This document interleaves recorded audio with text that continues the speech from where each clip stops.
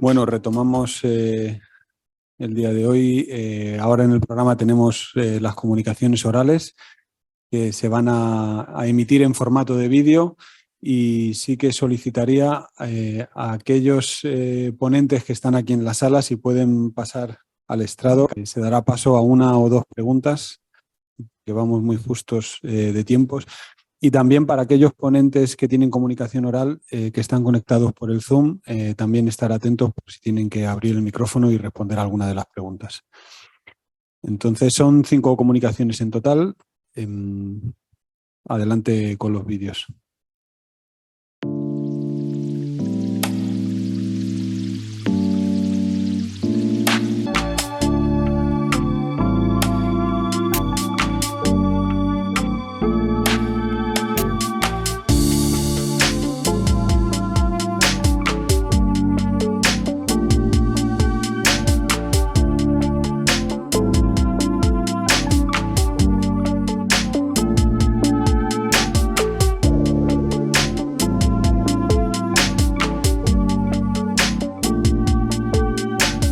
Hola, mi nombre es Arturo Muñoz Calderón, soy becario doctoral del Laboratorio de Biología Molecular de la Enfermedad de Chagas del INGEBI CONICET, ubicado en Buenos Aires, Argentina.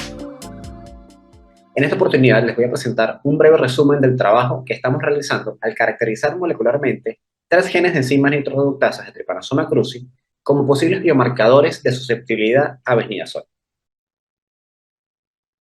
Es bien conocido desde el año 1987 que a través de este trabajo de Filardi y Brenner utilizando modelos de infección in vivo, que se pueden evidenciar diferencias en la susceptibilidad y fenómenos de resistencia natural a besniazol o nifurtimox en cepas de Trypanosoma cruzi con diversos orígenes geográficos.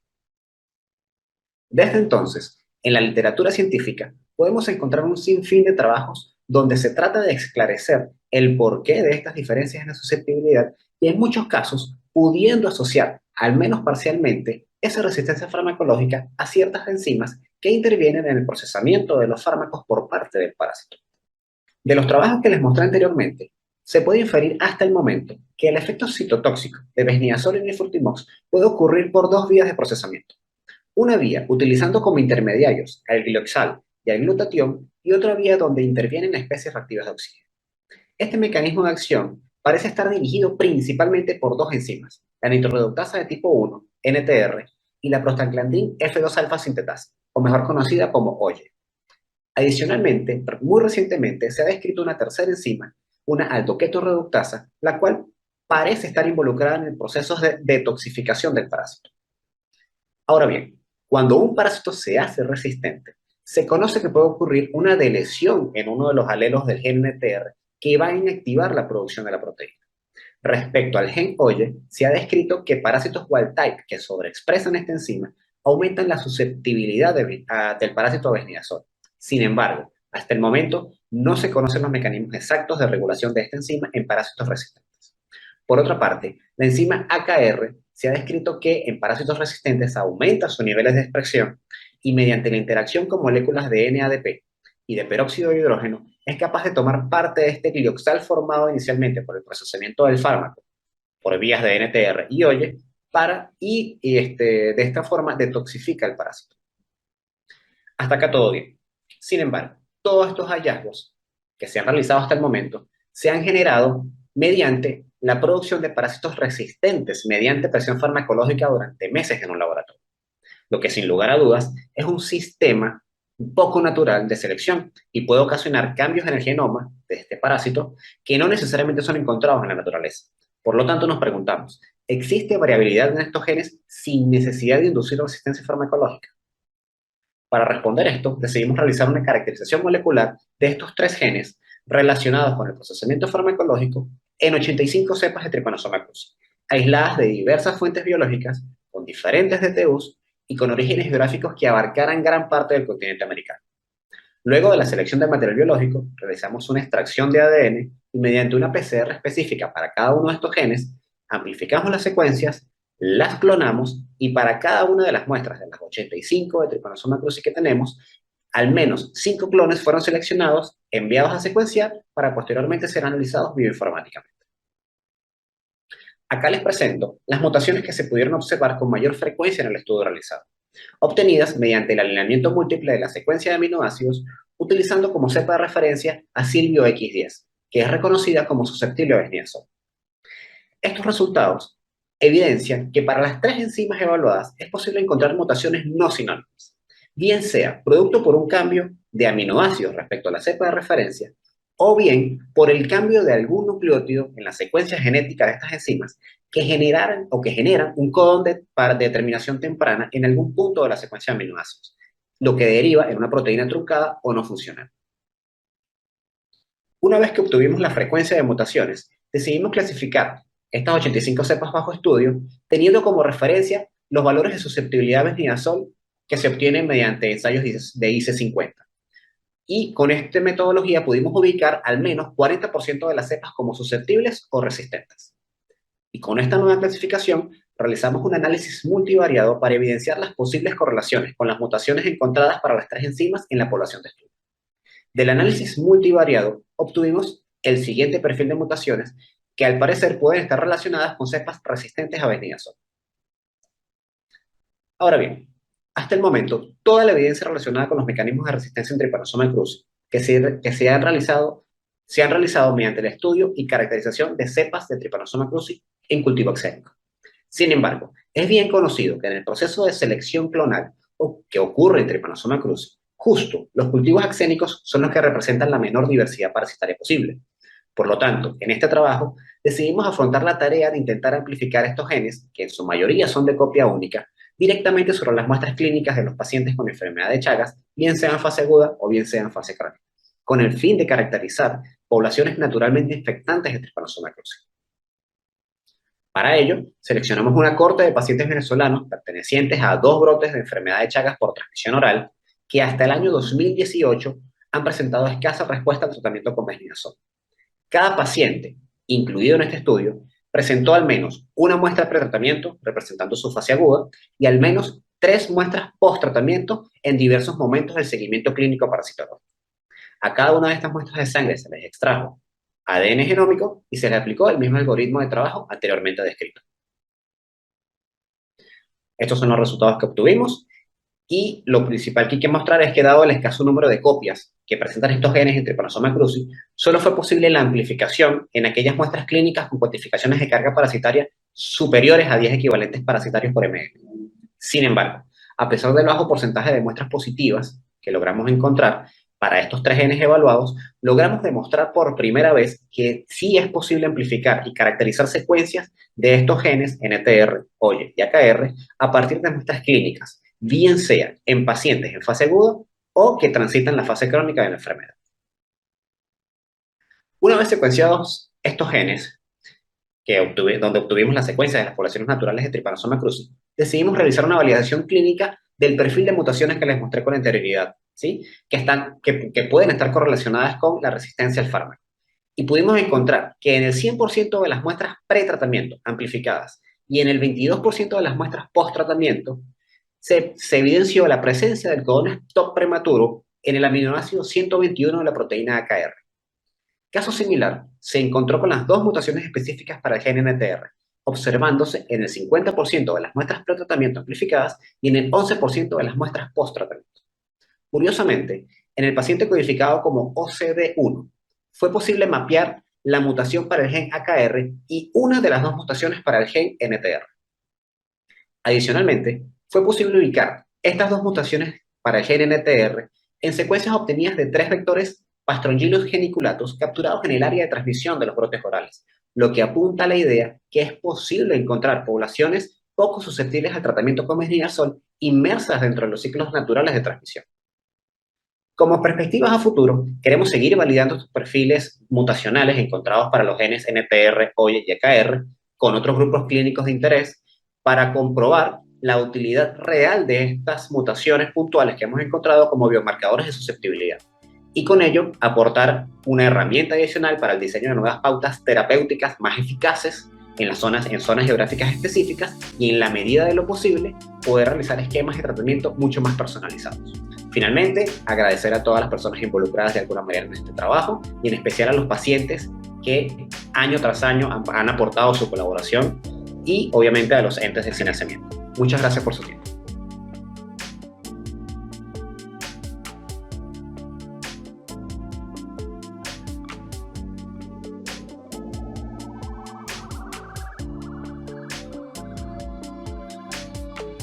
Muchas gracias. Muchas gracias, Arturo, por esta presentación.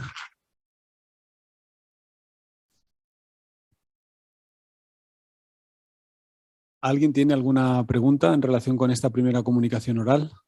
Aquí en la sala o a través del chat. No sé, el chat.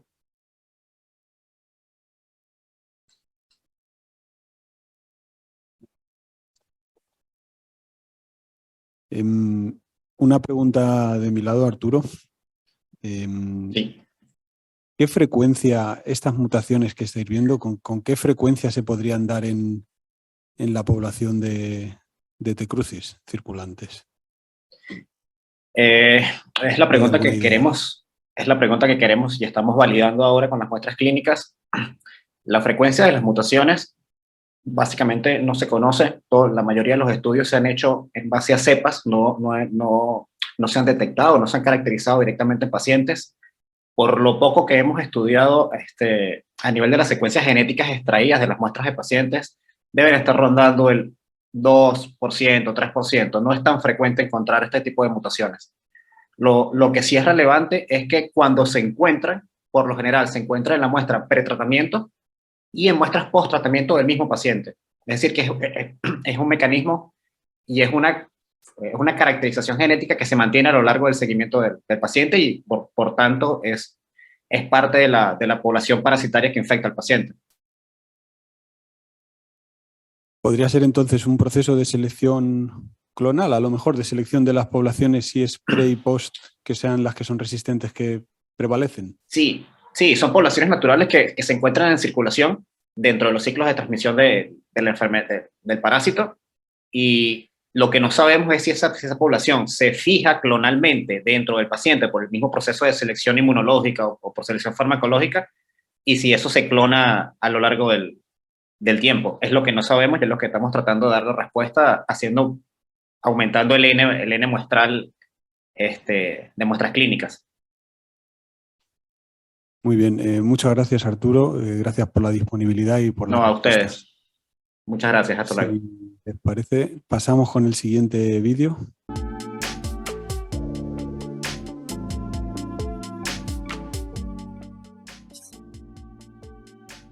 Gracias a IS Global por la oportunidad de estar aquí con ustedes. Buenas tardes, soy Caitlin Naylor y soy Program Manager al Observatorio de Datos de Enfermedades Infecciosas, IDO por sus siglas en inglés. Hoy me gustaría hablar de la plataforma de datos clínicos de Chagas desarrollada por IDO en colaboración con DNPI, la calidad de los datos clínicos y estandarización para su reutilización, y cómo estos esfuerzos están impulsando el desarrollo de un formulario de recolección de datos clínicos estandarizado para su uso en estudios clínicos sobre el Chagas, a lo que me refiero como CIARA en esta presentación, que significa Case Report Form en inglés. Desde hace más de 10 años, IDO ha desarrollado plataformas de datos clínicos para la malaria, las infecciones emergentes y las enfermedades desatendidas, incluido el Chagas, como pueden ver aquí. Con la comunidad de investigación de una enfermedad, evaluamos si las brechas de investigación pueden ser respondidas mediante la recopilación y estandarización de los datos de los estudios clínicos anteriores. Este enfoque maximiza la aplicación científica de datos mediante la reutilización de los datos existentes para análisis secundarios. La plataforma de datos de Chagas se encuentra todavía en una fase inicial, pero ya se han completado varias actividades críticas. Una revisión sistemática del panorama de los estudios sobre Chagas concluyó que se disponían de datos suficientes para considerar viable la plataforma. Hay un comité asesor científico para la gobernanza de la plataforma y es responsable de un primer borrador de una agenda preliminar para orientar futuras investigaciones en base a los datos recopilados en la plataforma. Cuando hablo de una plataforma de datos de Chagas, IDO es a la vez un repositorio de datos y un instituto de investigación. Como repositorio, IDO ofrece una plataforma segura para guardar datos de estudios clínicos dentro de un sistema de gobernanza centrado en la reutilización equitativa para colaboradores y contribuyentes de datos. Para asegurar que los datos sean lo más útiles posible, los datos se estandarizan según un formato que utiliza las normas CDISC, el Consorcio de Normas de Intercambio de Datos Clínicos en castellano. Esto permite analizar muchos datos diversos como un único gran conjunto de datos en un meta-análisis. Como instituto de investigación, IDO participa activamente en metaanálisis en colaboración con las comunidades de investigación. El metaanálisis es una poderosa herramienta de generación de pruebas para apoyar el cambio de políticas. IDO también desarrolla formularios de recolección de datos, CRFs, para la recolección normalizada de datos en estudios prospectivos, un proyecto en curso en colaboración con DNDi. La estandarización durante la recolección de datos permite obtener datos de alta calidad.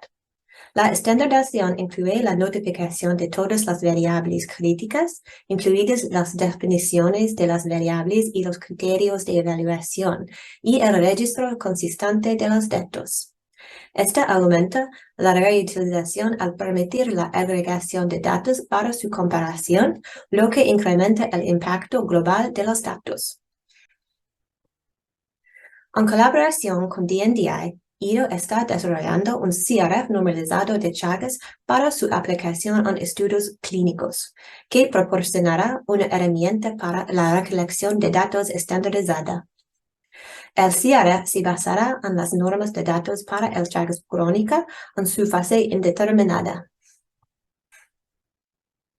IDO ha creado un protocolo de desarrollo de CRF que se ha utilizado con éxito para varias enfermedades, incluida la leishmaniasis visceral, el primer CRF normalizado para una enfermedad desatendida. Este proceso requiere la colaboración con la comunidad de investigación de Chagas. La definición de la enfermedad y los resultados se deciden por consenso de las partes interesadas multidisciplinares, incluidos investigadores, clínicos, industria, reguladores y decisores políticos para producir una herramienta que todos puedan utilizar. La participación de todas las partes interesadas garantiza que el CRF se utilizará, como se ha demostrado con el CRF de la leishmaniasis visceral, que DNDi está utilizando actualmente en un ensayo clínico. Este CRF aspira a servir de herramienta flexible, un método para recolectar datos, pero no da instrucciones sobre lo que hay que recolectar. Los investigadores pueden utilizar las partes que deseen, descartar las que no les interesan y completarlo según sus necesidades. Puede utilizarse para muchos diseños de estudios y estará disponible de forma abierta y libre. Además, aspira a ser una herramienta dinámica que se adaptará a las necesidades cambiantes y a los avances en la investigación de la enfermedad de Chagas. La calidad de los datos clínicos es un factor importante para su reutilización. El CRF normalizado tiene por objeto facilitar el uso de normas de datos en el punto de recolección de datos, maximizando la calidad de los datos sin limitar la innovación. Actualmente estamos elaborando un borrador inicial de CRF y solicitaremos contribuciones a los miembros de la comunidad de Chagas. Se calcula que el CRF estará disponible a finales de este año. Muchas gracias por su atención.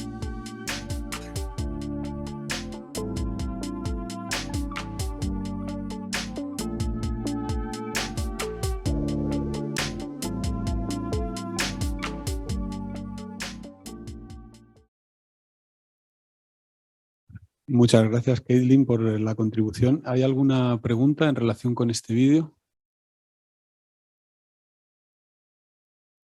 Espera, el micro.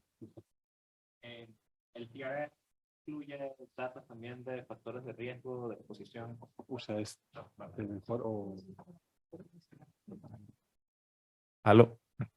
El CRF incluye datos también de riesgo epidemiológico, por ejemplo, contacto con vectores en un determinado periodo de tiempo o presencia de intervenciones de control vectorial en la zona en la que viven los participantes, o es exclusivamente clínico, o sea, como para recopilar datos clínicos del paciente.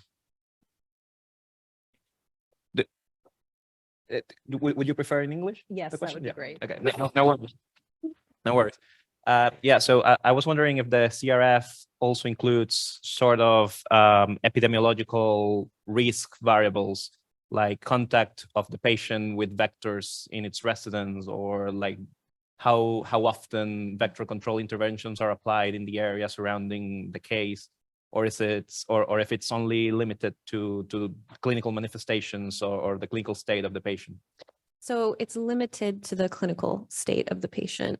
The idea, though, is that it could be combined with other forms of data collection if you wanted to.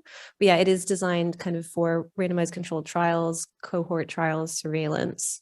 But it's a good point that epidemiological data could also be really valuable, but there's no reason why it couldn't be added. Where, like I said, you kind of pull out what you need and then you can add in. It's quite a flexible document and it's pretty easy to add things in.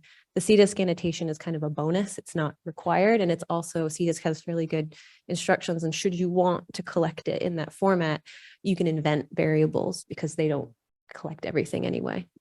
Yeah, thanks. Thank you.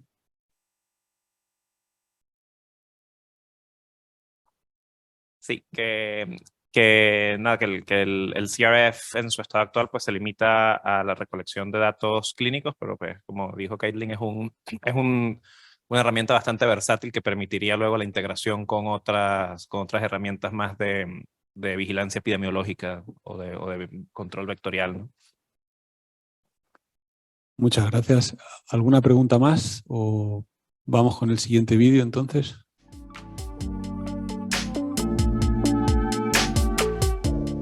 Buenas tardes a todos y muchas gracias por la oportunidad de presentar mis resultados aquí en estas jornadas. Yo hoy les voy a estar hablando un poco sobre los resultados parciales de mi proyecto de doctorado, que va de evaluar la expresión de proteínas con actividad de fosfolipasa 2 en Trypanosoma cruzi.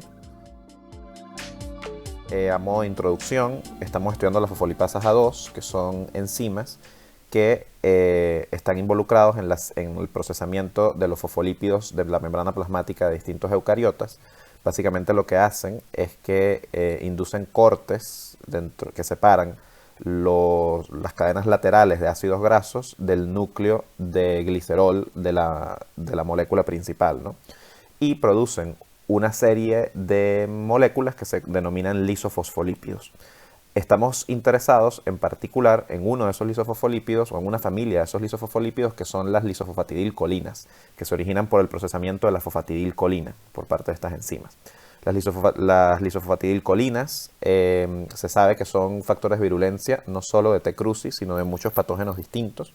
En el caso de T. cruzi están involucradas en procesos quimiotácticos y en la inhibición de la producción de óxido nítrico por parte de los monocitos, que son fenómenos que, ustedes saben, pues ambos favorecen el desarrollo intracelular del parásito. Y realmente la principal razón por la que las estamos estudiando es porque hace relativamente poco tiempo se identificó una de estas lisofosfatidilcolinas, la C18-1, que es un análogo estructural y funcional de un lípido producido normalmente por las células mamíferas que se denomina el factor activador de plaquetas o Platelet Activating Factor, PAF por sus siglas en inglés. Como pueden ver aquí, tanto la estructura de las dos moléculas como su capacidad para inducir la activación de las plaquetas, en experimentos in vitro por lo menos, son sumamente parecidas. La razón por la que esto nos interesa es porque estos fenómenos de agregación plaquetaria pudiesen estar involucrados en el desarrollo de fenómenos microtrombóticos, trombóticos a nivel de la microvasculatura cardíaca, que a su vez pueden estar relacionados con el desarrollo de la cardiomiopatía chagásica, ¿no?, en pacientes infectados. Sabemos que T. cruzi produce o presenta 4 genes que codifican proteínas que se esperaría que tengan actividad de fosfolipasa A2, Sin embargo, la expresión de estas proteínas no ha sido muy bien estudiada en el parásito en ningún momento. Y bueno, básicamente hay dos genes o dos alelos para cada una de las fosfolipasas A2 que hemos denominado nosotros grupo putativo 1 y grupo putativo 2. Como pueden ver ahí, los dos alelos son muy parecidos entre sí y son ligeramente distintos entre los grupos diferentes, ¿no? Entonces, ¿qué fue lo que hicimos nosotros? Utilizamos un sistema de edición genética de tipo CRISPR-Cas9 que fue diseñado en la London School of Hygiene and Tropical Medicine por el grupo del laboratorio de John Kelly. Y utilizamos este sistema para introducir un marcador fluorescente, en este caso una proteína fluorescente roja denominada M-Scarlet, en el segmento C-terminal de cada uno de estos 4 genes. De forma que pudiésemos ver si las proteínas que codifican están siendo expresadas en el parásito y en qué parte de la célula se encuentran, ¿vale? Entonces, lo primero que hicimos fue producir, mediante PCRs, los templates o los moldes de ADN que hacen falta, con los que hace falta transfectar al parásito para que el sistema CRISPR-Cas funcione. Lamentablemente no tengo tiempo para explicar esto con detenimiento, pero con mucho gusto, si me escriben un correo, contesto cualquier pregunta que pueda haber sobre el desarrollo del sistema. Y lo que realmente sí me interesa son estas imágenes, porque acá pueden ver, mediante imágenes de microscopía de fluorescencia, cómo los parásitos transfectados presentan estos puntos rojos en el citoplasma, que son las enzimas marcadas, ¿no? Entonces aquí pueden ver cómo los dos alelos, tanto el 60 como el 250 de las PLA2 del grupo 1, se están expresando en el parásito y cómo parecieran ubicarse fundamentalmente cerca del polo posterior de las células, ¿no? Esto lo vamos a ver mejor en una imagen a continuación.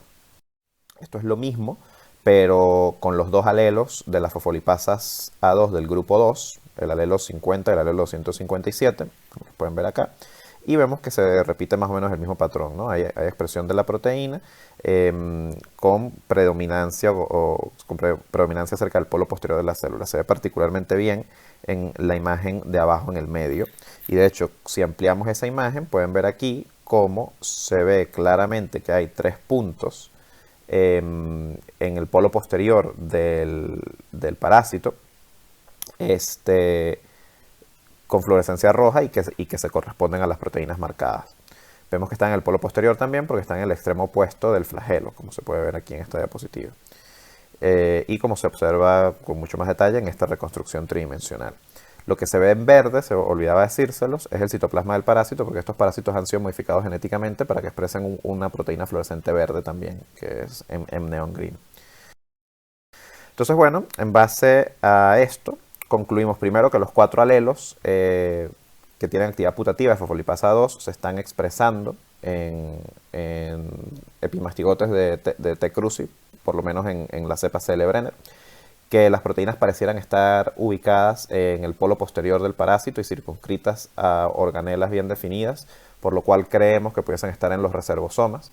Esto aparte confirma resultados previos de otros grupos donde han identificado mediante estudios de proteómica que uno de los alelos se ubicaba en la membrana del reservosoma. Entonces nuestros resultados parecieran comprobar que los otros 3 también. Y los próximos pasos que queremos hacer ahora es primero confirmar que la expresión de estas proteínas se mantiene en los otros estadios vitales del parásito, específicamente en amastigotes y tripomastigotes, porque los reservosomas desaparecen en estos estadios. Y en segundo lugar, estudiar qué efecto tiene inducir un knockout de estos genes sobre el desarrollo y la infectividad de los parásitos.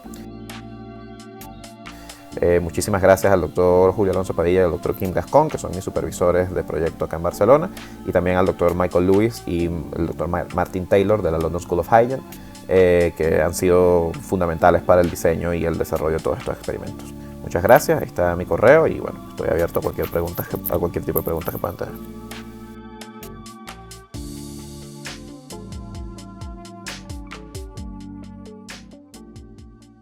Muchas gracias, Juan Carlos.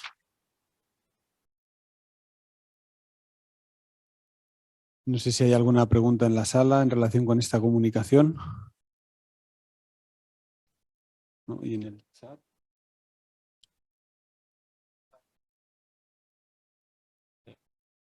Ahí la veo. Pregunta Arturo si hemos probado si la expresión de estas proteínas es diferencial dependiendo del DTU-DT cruzi, teniendo en cuenta que la genética de estos parásitos puede estar involucrada en la infectividad.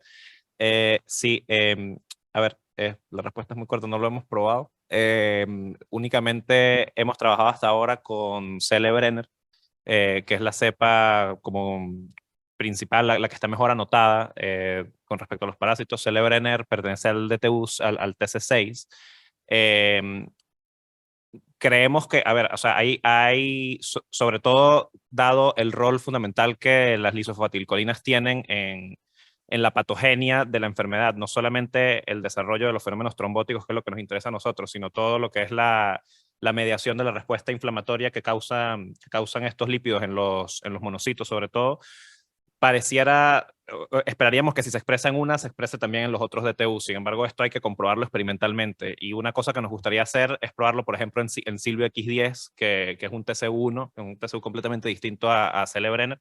Y creemos que con el sistema de CRISPR-Cas que tenemos, debería ser relativamente fácil adaptarlo a otras cepas. Entonces, esto definitivamente está dentro del pipeline de cosas que queremos hacer, pero de momento solamente se ha estudiado en TC6. Gracias, Juan Carlos. Si no hay más preguntas, vamos con el siguiente vídeo.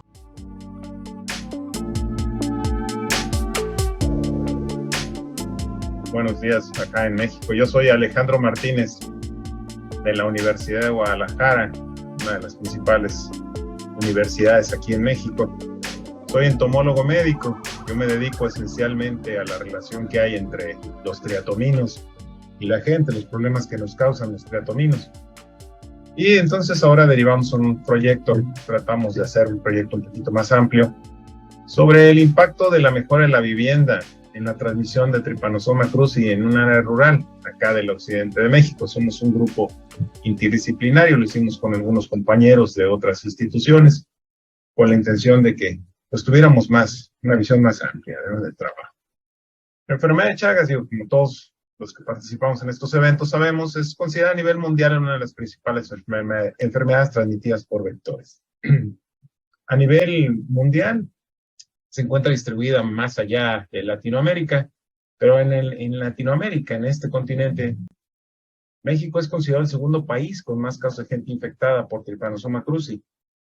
Pues hay gente con infecciones más graves en Argentina, pero nosotros tenemos mucha gente infectada.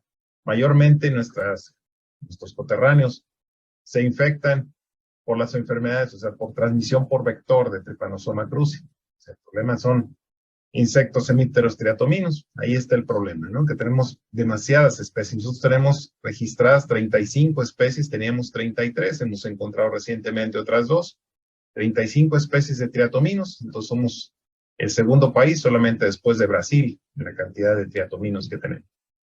La zona sureste del país, así como los estados de la costa del Pacífico, especialmente los del occidente, diríamos como la barriguita de México, son considerados zonas de alto riesgo de infección para humanos, Trypanosoma cruzi, o sea, es donde más probablemente se dé la infección. En dicha zona se distribuye Triatoma longipennis. Triatoma longipennis son los principales vectores, de los 6 principales vectores por su distribución, los índices de infección, la agresividad, factor de filas, es un problema con esta chincha. Normalmente se usa control químico, que es lo que se hace, reacciona lo que sería el Ministerio de Salud, que nosotros llamamos la Secretaría de Salud, reacciona, va y rocía cuando encuentran chinches o cuando encuentran un caso de gente infectada, van y rocían las viviendas o las viviendas de alrededor, pero lo mejor es que las viviendas estén en mejor estado para impedir que las chinches puedan entrar ahí y a largo plazo, pues es una mejor medida. Estos son algunos de los ejemplos. El de la izquierda es Triatoma longipennis, o sea, es el ejemplo de Triatoma longipennis. Y como se ve, las clásicas viviendas que hay en muchos países de Latinoamérica, las viviendas hechas con lodo, que nosotros llamamos adobe, lodo y agua, nosotros llamamos adobe, que normalmente tienen muchas grietas, son fáciles de invadir por los triatominos. Entonces nosotros teníamos como objetivo evaluar el impacto de la mejora de las viviendas en la presencia de los triatominos e indirectamente o como consecuencia en la infección humana en 3 pequeñas poblaciones del occidente de México. ¿Qué hicimos? Con metodología, realizamos una revisión física preintervención en 2008 en los 37 domicilios, o sea, son unos pueblitos, unos lugares muy pequeños, en 37 domicilios incluidos en el estudio. Vimos los materiales de construcción, del techo, de las paredes, del piso.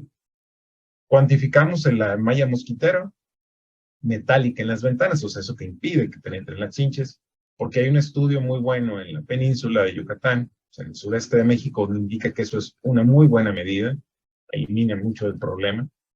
Y vimos también que tanta la gente usa alambre de púas para delimitar sus domicilios, porque normalmente se usan barras de piedra, y en las barras de piedra hemos encontrado que hay muchas de las especies de chinches, sobre todo en el occidente, proliferan mucho en las barras de piedra y de ahí penetran en las casas. Después de ello procedimos a realizar una plática sobre saberes de la enfermedad de Chagas, o sea, platicamos con la gente para ver qué tanto sabía de la enfermedad de Chagas y aparte qué tanto consideraban un problema a las chinches, porque la gente normalmente ha crecido en compañía de las chinches, les han picado desde pequeños y ya no las atacan, ya no combaten contra las chinches. Eran 156 habitantes del área de estudio los que participaron. Y luego, mensualmente se brindaron pláticas que ya lo hizo una persona del pueblo sobre control de vectores. Cuando ellos se reunían a otra cosa en los pueblos, pues platicaban. Se le pidió a una de las personas que les diera una pequeña plática, 5 o 10 minutos, para estar fomentando eso, que la gente tuviera la idea de que no es bueno tener chinches en las casas y que trataran de mejorar las viviendas. Para el principio, para hacer lo que era plática, y utilizamos un video y la técnica de las mesas para tocar, que es enfocado a los niños. Al año y a los 11 años posintervención se evaluó la situación de las viviendas. Al año para ver qué tanto había impactado lo que habíamos dicho y darle la oportunidad a la gente de cambiar sus casas. Y a los 11 años para ver qué tanto había, todavía se mantenía la medida.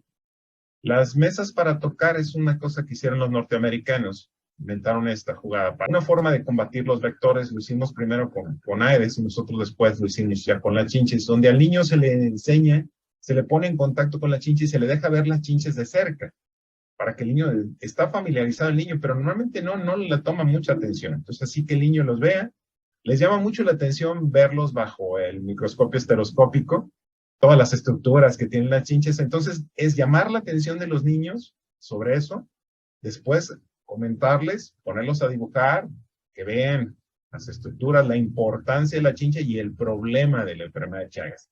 Porque ellos son muy buenos promotores de la salud, ¿no? Por la educación, y ellos siempre están sobre los papás.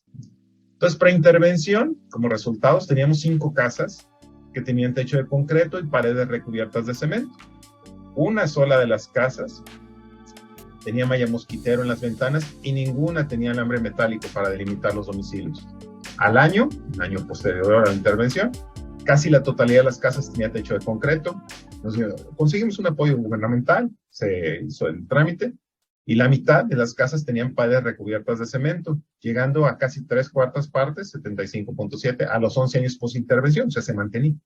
El uso de malla mosquitero y alambre de púas alcanzó prácticamente la totalidad, 94.6% al año, y se mantenía alto, casi 90%, 11 años post-intervención. Inicialmente, una cuarta parte de los domicilios, casi una cuarta parte, estaba infestado por Teratoma longipenis. Al año y 11 años post-intervención, solamente uno se mantenía infestado. El porcentaje de infección humana decreció de 2.98 en 2008 a 0 a través del tiempo. O sea, al no haber contacto se fue decreciendo, ¿no? Esta es una muestra de lo que se logró. Ya se repellaban, estaban cubiertos con cemento las paredes, los techos, se empezó a usar malla, se empezó a usar alambre de púas, o sea, funcionó, la gente empezó a tomar más en cuenta las cosas. Entonces, en conclusión, bueno, pues el uso de las técnicas para lograr la educación para la salud, así como la mejora de las viviendas, llevaron al control de la transmisión, al menos una reducción bastante importante de Trypanosoma cruzi a los pobladores de la zona este. Y muchas gracias, nosotros vamos a sus órdenes acá en México. Si alguien quiere contactarnos, estamos a la orden para lo que podamos hacer.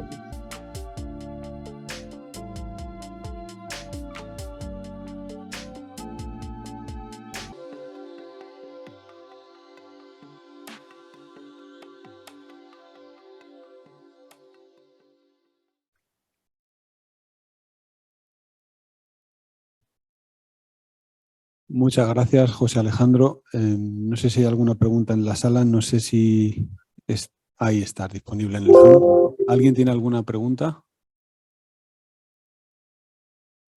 Y en el chat.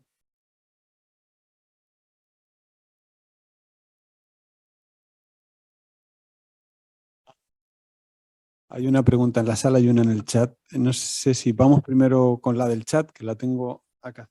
No sé si la puedes leer tú directamente, Juan Carlos, que está ahí.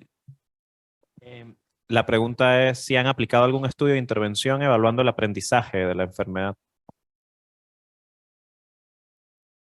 Específicamente no. Hemos hecho estudios para ver qué tanto se ha mantenido el conocimiento en los niños. O sea, vamos con los niños, les hacemos cuestionarios para ver el antes y el después. Seguimos viendo si los niños mantienen la información, si los papás todavía saben, pero algo más técnico, más social, no lo hemos hecho. No tenemos gente para eso. Nada más nos hemos enfocado a ver si se mantiene la información, si todavía siguen teniendo la idea presente de combatir a las chinches. Gracias. Hola, lo que te quería preguntar es que me ha sorprendido el resultado, ¿no? De 0%, que ha bajado la prevalencia, ¿te entendió? La incidencia de 2,8 a 0. ¿Eso quiere decir que a todas las personas infectadas también les han ofrecido tratamiento? ¿O solamente han intervenido a nivel del vector? Sí, bueno, nosotros somos una universidad, entonces lo que hicimos fue, cuando se hizo el estudio inicialmente, lo hicimos con la Universidad Nacional. A través de ellos se consiguió tratamiento para la gente. Hace muchos años se les dio tratamiento a algunas personas. Otras personas ya no están ahí. O sea, algunas personas, un par de ellos ya no están ahí, entonces por eso ya no hubo alguien positivo. Lo que sí vimos es se interrumpe la transmisión, pero sí, por supuesto, se consiguió tratamiento para las personas pues para evitar que volvieran a salir positivas, ¿no? Gracias. Muchas gracias, José Alejandro. Si no hay más preguntas, vamos con la siguiente y creo que es el último vídeo ya.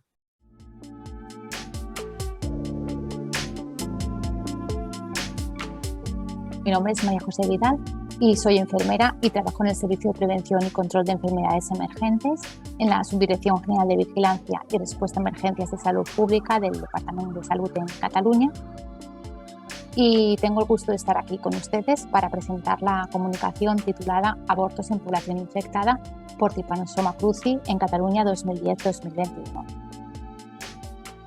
Antes de empezar, quisiera contextualizar la comunicación enmarcándola en el programa de prevención y control de la enfermedad de Chagas congénita en Cataluña, en la que participan más de 100 profesionales de diferentes ámbitos de actuación, y comentar que este programa lleva más de 10 años de implementación y su objetivo principal, puse la carátula del protocolo aquí, su objetivo principal es diagnosticar y cribar a las gestantes con enfermedad de Chagas, hacer un seguimiento y sobre todo a sus recién nacidos y otros hijos, en caso de que fuesen positivos, aplicar el tratamiento lo antes posible.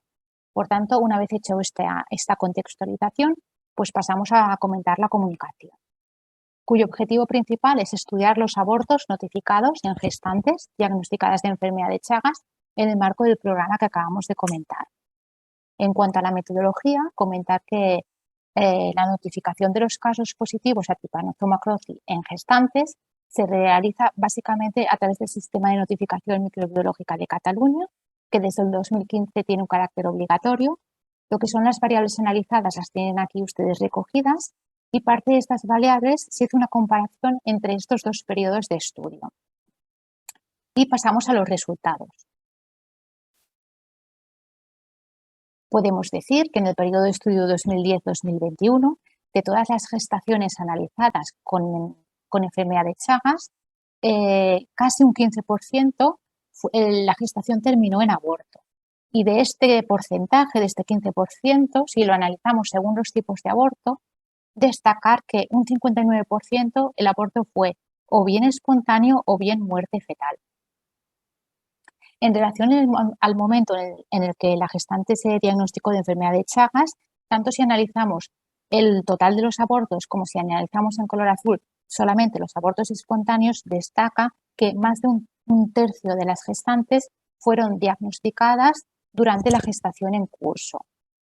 Y en relación a si las gestantes recibieron o no tratamiento, destacar, como ustedes pueden ver en color lavanda, en el gráfico de la izquierda, que según años de estudio, las gestantes que no recibieron el tratamiento presentaron un porcentaje de aborto superior con respecto a las que estaban con tratamiento, destacando que en el periodo 2010-2015 versus 2016-2021 el porcentaje fue mayor con significación estadística. Mientras que si observamos en el gráfico de la derecha, se puede ver que según tipo de aborto, las gestantes presentaron más del 50% de los abortos no habían recibido tratamiento. Igualmente, si comparamos voluntario con espontáneo, no hubo significación estadística. En cuanto a la edad de las gestantes, se puede observar que el porcentaje de gestantes que presentaron 35 o más años presentaron unos porcentajes de aborto superiores, tanto a nivel global como si analizamos los abortos voluntarios o los abortos espontáneos. A pesar de ello, se observó que en comparación con gestantes que tuviesen una edad inferior a los 35 años, no hubo significación estadística. En este gráfico podemos observar que el 93% de las gestantes eran de origen boliviano.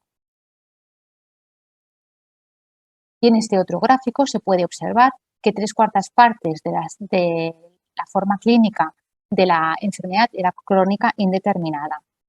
Por otro lado, se puede ver en este gráfico que el 83% de los abortos tuvieron lugar en el primer trimestre. Y quisiera comentar que la tasa de transmisión congénita en Cataluña, en el marco del programa, se sitúa alrededor de un 3%. Finalmente, en cuanto a las conclusiones, en líneas generales, podemos decir que es muy importante, hay un gran interés en romper la cadena de transmisión del Trypanosoma cruzi, la cadena de transmisión congénita.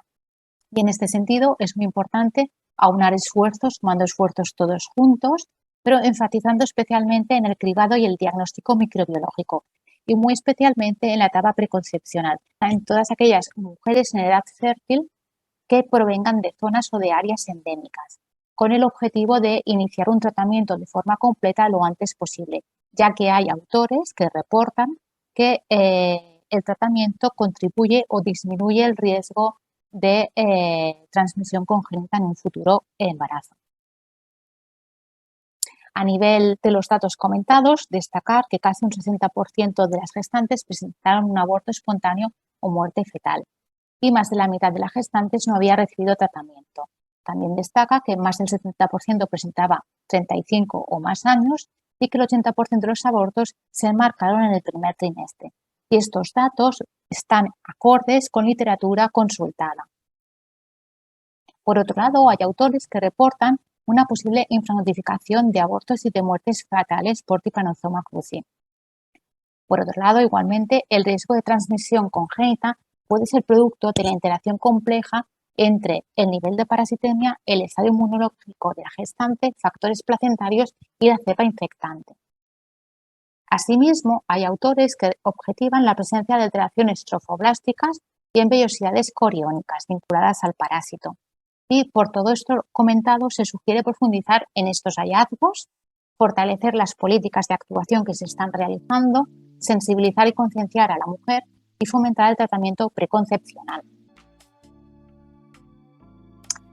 El abordaje de la enfermedad, como todos sabemos, debe tratarse de forma multidisciplinar y en este sentido quisiera dar las gracias al Grupo de Trabajo de la Enfermedad de Chagas Congénita en Cataluña y finalmente dar las gracias a ICE Global y a todas las personas que han trabajado en la organización de este evento, en el que podemos compartir experiencias, avances y retos para reducir la enfermedad. Muchísimas gracias.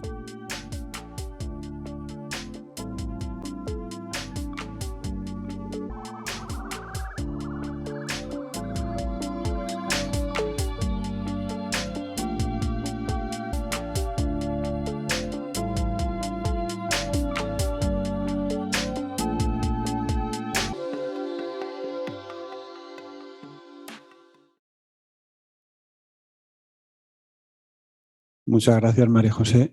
¿Hay alguna pregunta en la sala?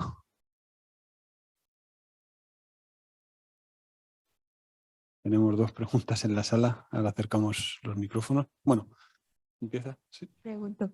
Hola, ¿qué tal? Me ha sorprendido la tasa de transmisión en el 2021. ¿Cuántos casos realmente han nacido en el 2021 de Chagas congénito? Porque vengo de Madrid y en Madrid ya tenemos pues un 0 desde casi el 2018, como en otros sitios. ¿Me podrías dar más información sobre ese tema?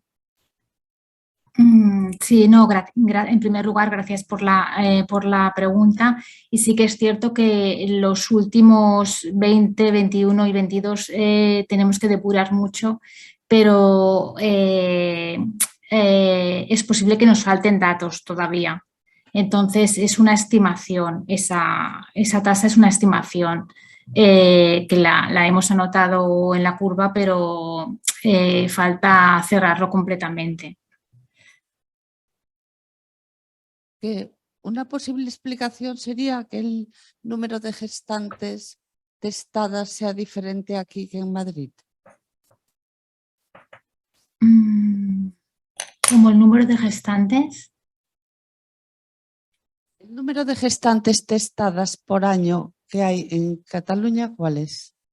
Claro, las gestantes, lo que es en Cataluña, las gestantes testadas son las que provienen de zonas endémicas. ¿Pero qué número aproximado hay anual? Aproximado 5.000, aproximado. Vale. Porque sí que es cierto Creo que que ha esa ido cifra podría ser disminuyendo. una explicación de que aquí, aunque eso has dicho que es una estimación, Sí. pero más o menos todos los años había alguno, María, de casos de congénita. Y entonces yo no sé si aquí habrá más pacientes de zona más embarazadas de zona endémica o no, testadas. Ya. Esa sería una posible explicación. Claro, podría ser. Aquí en Cataluña aproximadamente son estos números. Sí que es cierto que también ha ido disminuyendo en relación también a la crisis del 2008. El número de gestantes procedentes de países endémicos como de otros países como autóctonos de aquí ha disminuido. Pero la realidad es que también no están cerrados los datos. Pero bueno, en algún caso sí que hay. No sé si le he contestado exactamente la pregunta, pero si quiere que revise alguna cosa y por correo electrónico le contesto, ningún problema. Bueno, María José, quería preguntarte si el porcentaje de mujeres que han tenido un aborto voluntario es atribuible el aborto al diagnóstico por la infección de Trypanosoma cruzi y si estas mujeres recibieron algún tipo de acompañamiento para entender todo lo relacionado con la infección. Pues es muy interesante la pregunta y en relación a lo primero, porque en el servicio nos planteamos analizar esta información y la realidad es que hemos detectado cosas, pero habría que estudiarlo más profundamente porque desconocemos muchos aspectos como en cuanto a los abortos espontáneos. Tenemos la duda de si ante el diagnóstico pues quizás la persona tomó esa decisión. Nosotros no recibimos más datos sobre el aborto espontáneo y es un tema que quisiéramos comentarlo con el servicio que lleva el tema de abortos, pero con todo es una información un poco compleja, pero sería muy interesante poder profundizar. Y también si la gestante pues tiene un acompañamiento y información sobre el tema, pero no podemos aportar, no tenemos más información. Muchas gracias.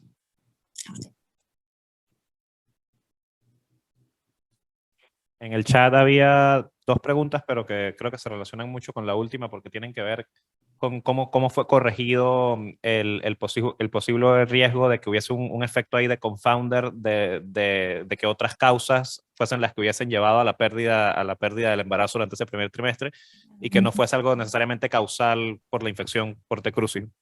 Sí. Sí, totalmente. Aquí hay un vacío que desconocemos porque tenemos la información si el aborto es terapéutico o es voluntario de la gestante o es espontáneo, pero no tenemos más información. Entonces sería bueno indagar más o uniendo información de otras bases de datos, pero por esta fuente única no tenemos más información. Muchas gracias, María José. A todos ustedes. Gracias. Con esta última comunicación cerraríamos las jornadas en el día de hoy y nada, nos vemos mañana a la misma hora, las 4 en Barcelona y en la mañana en América. Hasta mañana.